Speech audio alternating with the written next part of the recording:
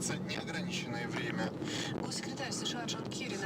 basically, I was in the airport just now at the same time as Edward Snowden. I don't know whether by the time this goes out, he will still be somebody whose name is still on everybody's lips. But he certainly is today. Appeared on a flight from Hong Kong, got to where he went from Hawaii. Appeared in Moscow. Although a lot of people on the plane had sworn that there wasn't anybody that answered his description actually on the plane, which means that it may well be that he's a master of disguises. Disguise no fool, obviously. Basically, he got a ticket to go to Havana in Cuba. So dozens of journalists also booked themselves onto the same plane. As the plane taxied down the runway and took off, the journalists all realised that nobody in either the economy class or in the business class, there wasn't anybody on board that actually answered that guy's description. Nevertheless, they're on a non-stop flight to Cuba, so I hope they have a nice time there. In the meantime, Edward Snowden is still apparently in Moscow airport in the terminal, where he can stay effectively for an unlimited period of time, a little bit like the Tom Hanks character in is it Terminal or Airport or something, the film that stars Tom Hanks as this Krakowian or something that ends up not being able to go home and ends up living in a terminal.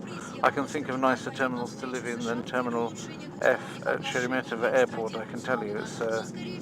I don't think he'll be able to turn the toilets into some kind of paradise there with bits of bric-a-brac he finds around the place. But if he does manage to do anything like that, then I expect they'll probably ask him to redo the whole airport. But so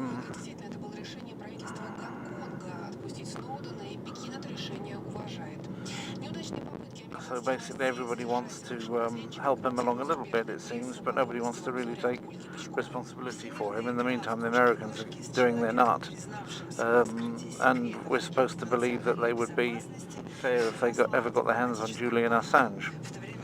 So he must be watching this very carefully from the Ecuadorian embassy in London, wondering how easy it will be for him even when he gets out of there and starts his journey onwards, because obviously Snowden's among people more sympathetic to his case already.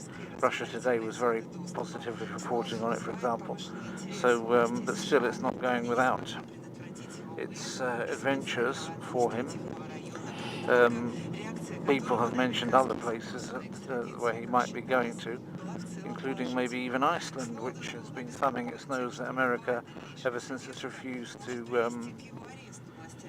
pay back the money from the banking crisis, saying it's nothing to do with its native people, what people that came and landed on them did with their banks and their bases and things like that. Whether they can get away with something like that in such a small country is another matter. However, Cuba seemed like a good choice, and of course Ecuador.